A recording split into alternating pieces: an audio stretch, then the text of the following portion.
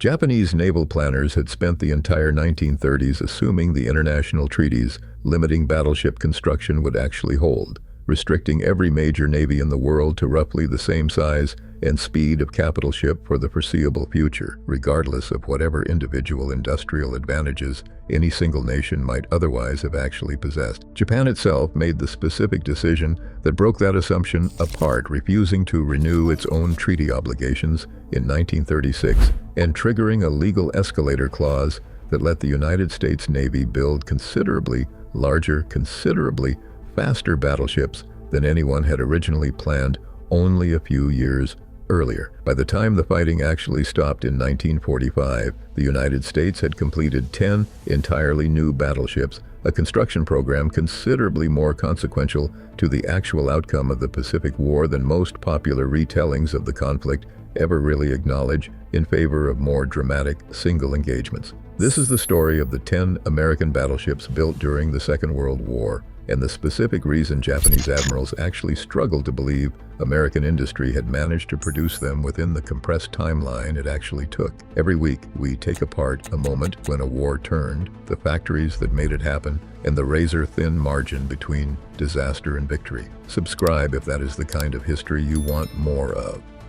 The Washington Naval Treaty of 1922 had originally imposed those same restrictions specifically to prevent exactly the kind of runaway battleship arms race that had already consumed enormous national resources across the major naval powers during the years leading up to the First World War, an arms race several naval planners on every side of that earlier conflict had already come to regard as a fundamentally wasteful diversion of industrial capacity better spent elsewhere. That earlier treaty had actually forced the United States Navy to scrap or convert several battleships already under construction at the time, including hulls that would have significantly exceeded the new agreed tonnage limits, a painful but ultimately accepted sacrifice every major signatory nation made in exchange for 2 full decades of relative naval construction stability across the entire interwar period. By the time the Second London Naval Treaty extended and modestly adjusted those same restrictions in 1936,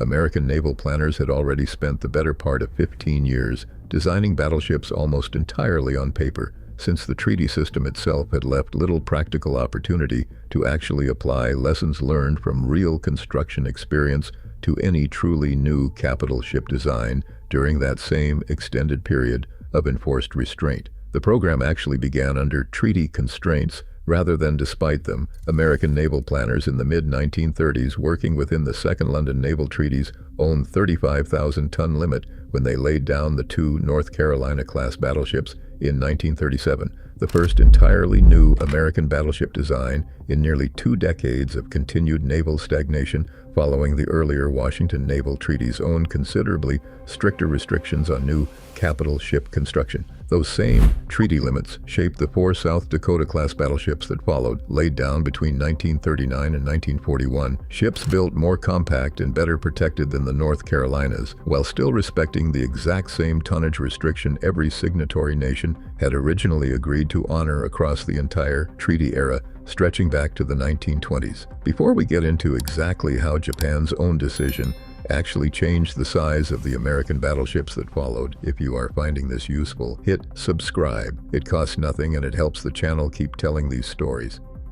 Here is the specific irony sitting at the center of this entire program, one worth understanding in full rather than simply noting in passing as a minor historical footnote. Japan's own refusal to renew its treaty obligations in 1936, a decision made specifically to free Japanese naval planners from exactly the same tonnage restrictions constraining everyone else, and let Japan build its own larger, more powerful warships without any external limitation holding back its own ambitions, actually triggered an escalator clause already written into the original treaty language, a provision allowing signatory nations to abandon the agreed tonnage limit entirely once any single participant had already withdrawn from the agreement first. American planners used that same clause to authorize the 4 Iowa-class battleships at 45,000 tons, 10,000 tons heavier than the ships that had come immediately before them, using that additional displacement specifically to add considerable speed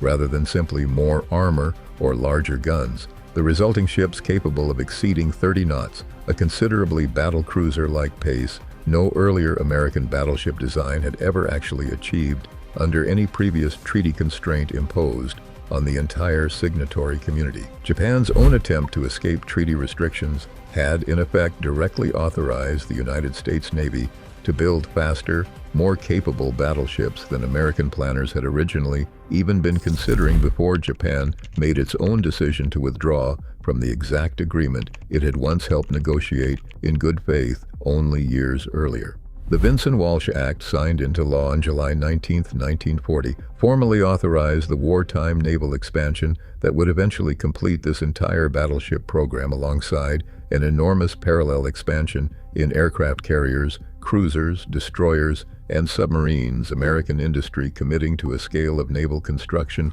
entirely unprecedented in the country's own history at a moment when the outcome of the war in Europe still remained deeply uncertain to most American observers watching events unfold from a considerable distance. 6 Iowa-class battleships were originally planned under that same authorization, though only 4, Iowa, New Jersey, Missouri, and Wisconsin, actually reached completion. The remaining 2 hulls, Illinois and Kentucky, canceled before construction finished once American planners recognized the aircraft carrier, not the battleship, had already become the actual decisive weapon of the Pacific War by the time those final 2 ships might have realistically entered service years later, their own steel and labor redirected toward vessels the Navy actually needed more urgently.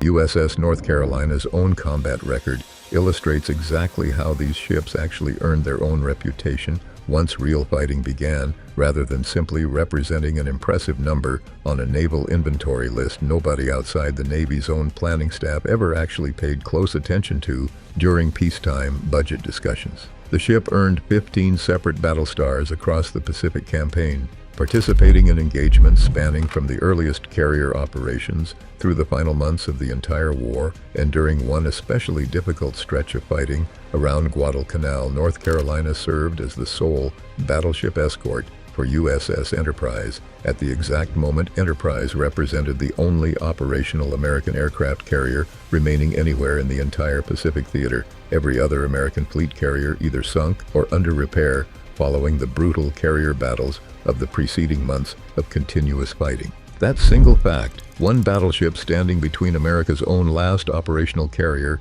and whatever the Japanese Navy might have thrown at it during that specific window, made North Carolina's own presence considerably more consequential than a simple battle star count could ever fully capture on its own.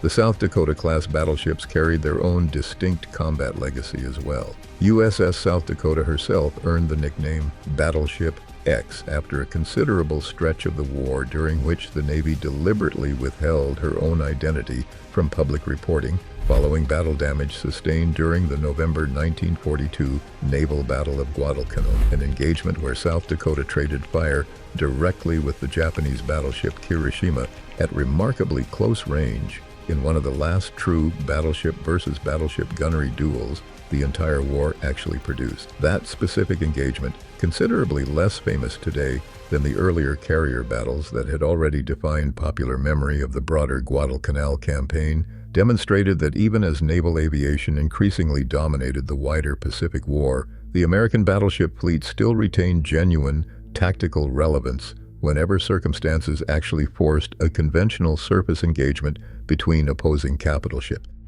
This is not a story about American battleships simply representing brute naval mass without any genuine tactical sophistication behind their own construction, since the specific combination of treaty-era design discipline and the later escalator-driven push toward genuine speed meant these 10 ships actually filled several distinct tactical roles across the war rather than existing purely as slower, heavier gunnery platforms built for a traditional fleet engagement, increasingly unlikely to actually occur as the war progressed. The Iowa class specifically served as fast carrier escorts, capable of actually keeping pace with the Essex-class fleet carriers this channel has already covered in considerable detail, protecting those same carriers from air and surface threats alike, while the North Carolina and South Dakota classes provided sustained shore bombardment support during island invasions across the length of the entire Pacific campaign, their own considerable main battery guns,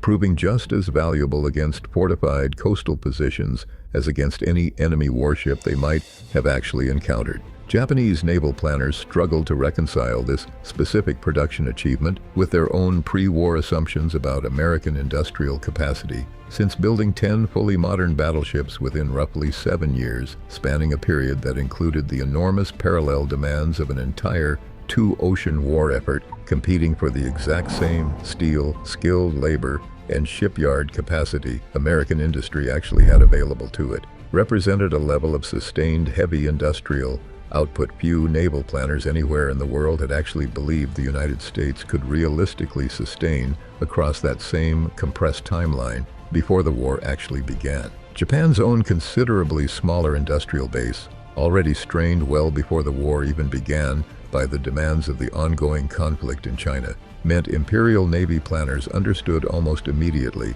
that America's own battleship program alone represented a manufacturing achievement Japan could never realistically hope to match, regardless of how skillfully individual Japanese ships like the Yamato, a battleship this channel has already covered in considerable detail, might have actually performed in a single isolated engagement against a comparable American vessel operating under similar conditions.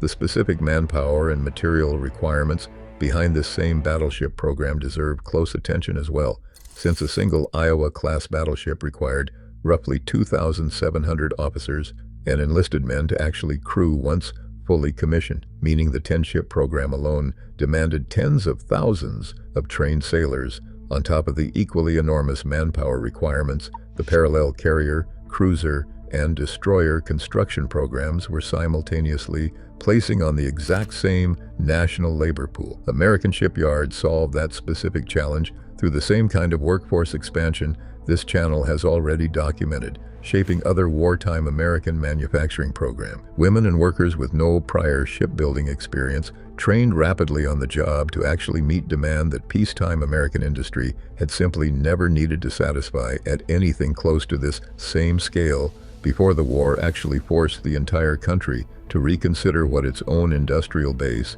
could realistically accomplish under sufficient pressure.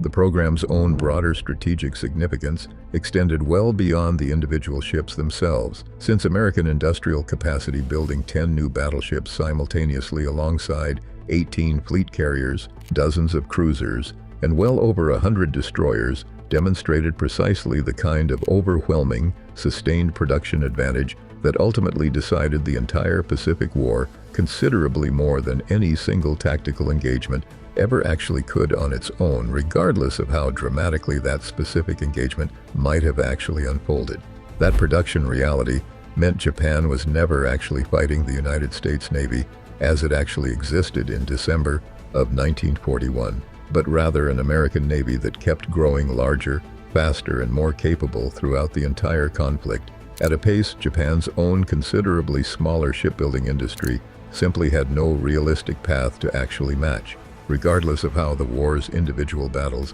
happened to unfold across the following 4 years of continuous fighting. The naming convention behind these 10 ships also carried its own genuine significance within American naval tradition, each battleship named after a specific American state, continuing a practice reserved specifically for the Navy's own most powerful class of warship since the earliest battleship designs of the previous century, a tradition that gave each individual ship a direct symbolic connection to the specific state whose own name it actually carried into combat across the length of the entire Pacific War. USS Missouri's own role in formally ending the war carries its own particular symbolic weight worth understanding as this story actually closes. Japan's formal surrender was signed directly on Missouri's own deck in Tokyo Bay on September 2, 1945. A single Iowa-class battleship, part of the exact program Japanese admirals had once struggled to believe America could actually build, serving as the physical stage where the entire Pacific War officially came to its own conclusion.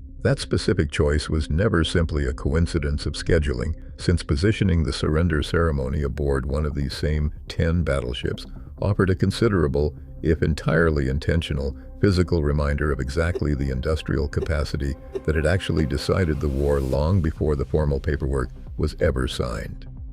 All 10 battleships survived the war itself, a remarkable outcome given how many other American warships were actually lost across 4 years of continuous Pacific combat, though every single one was eventually decommissioned within a decade or two of the war's own conclusion, as guided missiles and naval aviation finally rendered the traditional battleship obsolete as a genuine frontline weapons platform, regardless of how impressively fast or well-armored any individual ship actually remained. Several of the 10, including North Carolina, Massachusetts, Alabama, and all 4 Iowa-class ships, survive today as museum vessels open to the public, physical monuments to a production program Japanese admirals had once actually struggled to believe American industry could actually accomplish within the specific wartime timeline it actually required. The Iowa class specifically proved unusually durable, even after their own initial 1940 service ended, reactivated for the Korean War, then again for Vietnam, and finally modernized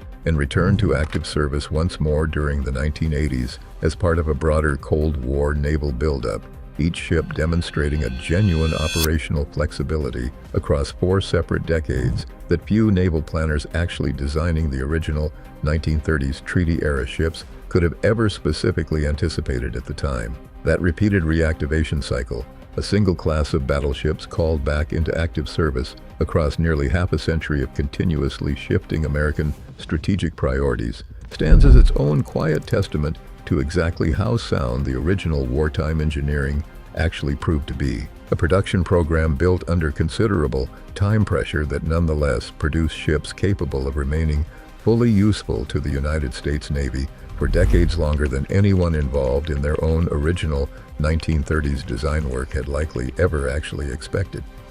If you want more stories about the industrial programs that actually decided a war before a single shot was fired, subscribe and we will keep finding them for you. See you in the next one.